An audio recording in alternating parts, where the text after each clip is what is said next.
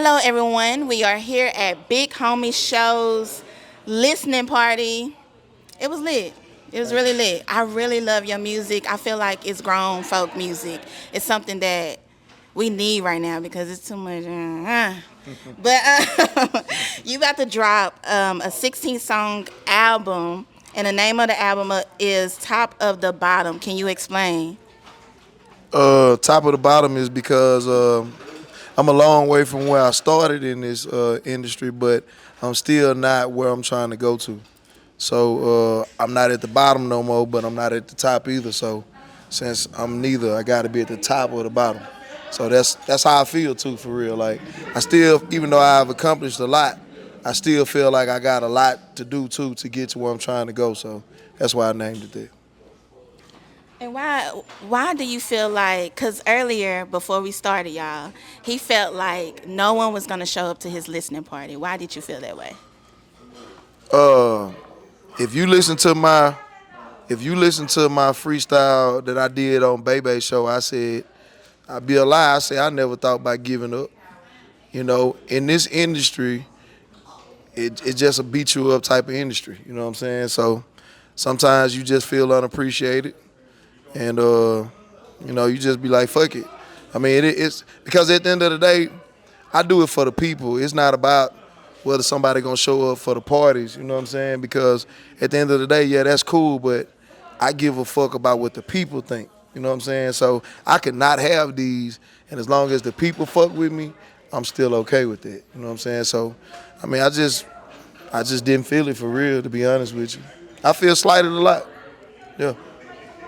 And you know what? You sound like a healed man. Your response, you sound like a healed man. You sound like you went through a lot, and then you looked at yourself in the mirror, and you decided to make a change. That's what it sounds like. So I'm excited for you because the listening party was lit. The music was great. Everybody was vibing. You know how you like in a room and like people just stand there. Nobody was just standing there. Everybody was networking and all that good stuff. And I really believe it's because the flow of your energy and also your music. So congrats. Thank you. Thank you. I noticed that what I was told is you from Louisiana, but it seemed like you got a whole lot of love for Dallas. Why? I've been out here. I've been out here a long time. So I've been out here so long that I had to remind people that I was originally, you know what I'm saying, from Louisiana because I put in a lot of work out here, and the city really embraced me. So, but I, I still got love for where I'm from just as much as I got love for where I'm at. So, I just I represent hard as a motherfucker. You really do. I really do. You know what I'm saying?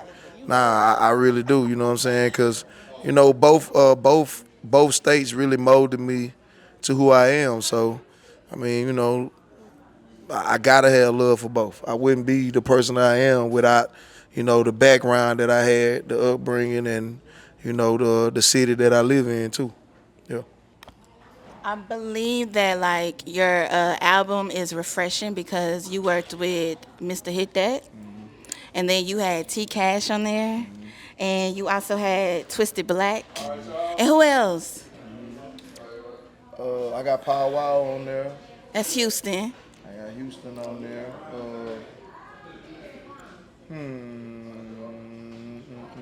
I got Snoop on there. Yep. Uh, Classic music.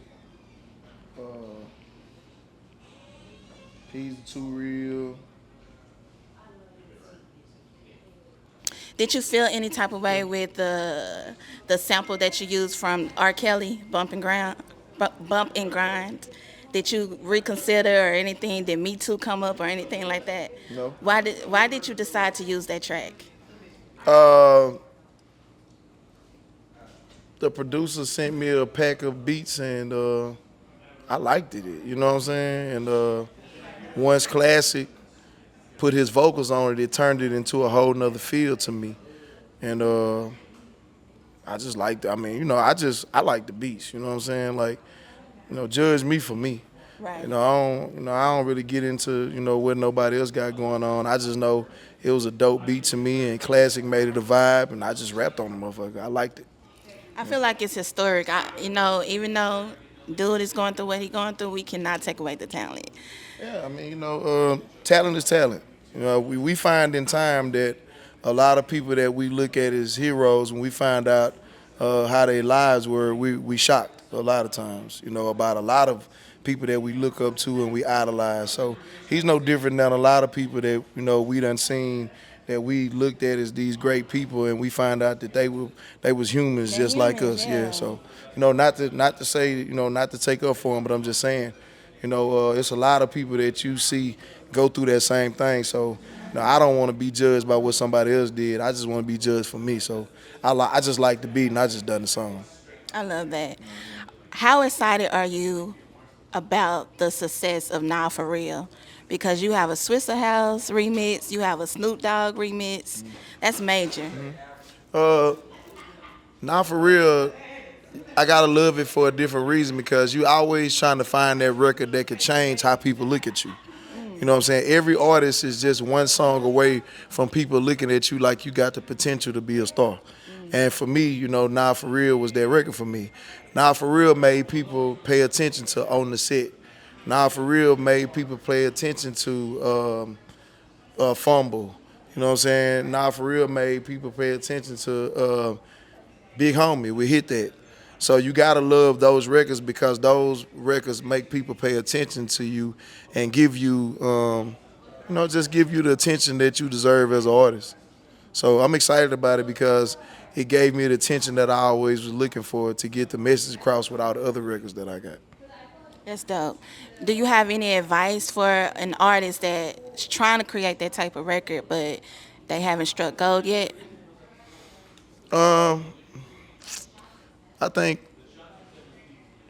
you gonna try a bunch of shit, and you really don't know what it's gonna be. The craziest thing, because the honest, when I recorded that record, when I played it for people, they didn't hear it. I felt like it was from the minute I wrote it, but when I played it for other people, they didn't feel that way. So if I listened to what other people felt about that record, it would have never even came out. Cause I mean, I literally damn near everybody I played it for didn't hear it. Wow. You know what I'm saying? So I think you just gotta believe in it. And for me, I create music in a consumer's mindset, meaning that, okay, when I hear a beat, if I was riding listening to somebody else, what would I want to hear? So I create songs based on what I like to hear. You know what I'm saying? So if I'm listening to a record about women, you know what I'm saying, I want to hear this. So I make the records explicit to what's, because if I got a woman in the car with me, I want this type of vibe in the motherfucker. So that's what I create. You know what I'm saying? So I would say my best advice would be, just try to keep in mind that you are trying to sell this shit. You know what I'm saying? Not just because your homeboys say the shit dope, but you really trying to sell this shit to the world. Keep that in mind when you're in the studio, that you trying to sell it to the world and not your homeboys. Got you. Clock it. Okay, last question. I noticed that one of the songs you said it was like your testimony, and while you was in the studio, you cried. You rarely hear men talking about crying. So why is this song so important to you in your life? Oh man, it's even hard to talk about that record. Uh, it's a lot in there. You know what I'm saying? It's a lot in there. So if you sit down and listen to it, it's just a lot in that record. You know what I'm saying? So like one of my homeboys who started me rapping, he passed already. So I say, damn, gotta do it on my own, nigga. Hey, Bo, I put you in my song, nigga. That's cause he not here no more. I say, Bo, I see you, nigga. I felt it. You know what I'm saying? Even when I rapped it, the ad lib, I say, Bo, I see you, nigga, cause I felt it. I felt him when I was rapping it. You know what I'm saying? So, when I was a kid, my mom was diagnosed with breast cancer, and it was real aggressive. So I watched her go through that as a woman, watching herself have to feel like a woman again in that situation. That's deep. So it's just a lot in that record that make it, I'm as personable as I can be in these records for real. So that's just one of them songs that it just is what it is. I Yeah, feel like you exposed like a lot of life lessons yeah, for because you was sure. also talking about helping people and you needed help. Yeah, for sure. I feel like as especially as a creative and an entrepreneur, you do have those moments where you want to see everybody on. You want to bring everybody with you and experience what you're experiencing. So it was refreshing to hear that in your music. Yeah, that's one of you know, uh if I could say in that record, yeah, you know, I say they switched up, I couldn't believe it. That's my fault for trying to come back and help niggas like I'm Jesus. You know what I'm saying? So yeah, like if you listen to that record, like I say, you got to be in your own zone. It's not one of those records that's gonna get played in the club or no shit like that. It's just one of them records that when you hear it, it's gonna make you think about your own, you know, triumphs in life and you know what I'm saying, shit that you've been through. And it just it's just something you can feel for real. And it lets you know that I'm an artist that's really I'm giving you all as much of me as I can. You know what I'm saying? Transparency. Yeah, you know what I'm Yeah. saying? To really um, let you know who you dealing with when you meet me. For real. Like what I'm telling you in these records, when I say stuck my pistol in his face, left Louisiana running. Stabbed the nigga next to pump three. That's a fact though. That's a fact. I'm being as personable with you in these records as I can be to let you know how to handle me when you meet me. If you just so happen to meet me, you need to listen to this shit so you'll know what you fucking with, you know what I'm saying, when you meet me. Cause although, you know, we all as people, we go through shit and we cover it up. We good at just, you know what I'm saying, getting past shit, especially our race of people. We go through so much, we just used to just being strong. But you need to know that I feel like behind all our people, it's a beast behind there, you know what I'm saying? And we just want to make sure that I like to make sure that I approach people the way I should. You know what I'm saying? Real respectful, you know, and just keep it smooth. Yeah. Yeah, for sure. That's how it should be. I lied. I do have one more question. Okay. Why the name Big Homie Show? Why? Explain your name. Your I ain't no nickname. young nigga. You a big homie. That's a fact though. Um, that's something you gotta earn though. It's a lot of old niggas I don't call OG. You gotta earn that. You know what I'm saying? Like it's a lot of older men that's not big homies. You just an old nigga. What is a big homie? What is the definition of a big homie? Big homie is somebody who, to me, the definition of big homie is somebody who really lived it for real and take the information and turn around and give it back to the youth so they don't make the mistakes that you made. You know what I'm saying? So, you know, I really, really, really live that, and I really do that. You know, I go back, I talk to kids in high schools. You know, I'm a man that has created jobs for other men. You know what I'm saying? So to me, that's what a big homie is. You know, taking the information and passing it down so the next person, you know, can kind of get, even if they happen to take I done gave people information and they took it and went farther than I did with it. And that's okay. Yeah. You know what I'm saying? I'm cool with that. You know, I get my blessings from just, you know, from blessing somebody. I love that. Straight up. Well, the album drop on his birthday this Friday. So happy birthday to you. Thank you. Thank you. And y'all gotta make sure y'all go listen. I'm not even gonna lie to y'all. I like what I heard for real. I really feel like it's like one of those smooth albums that you can ride to. Yeah.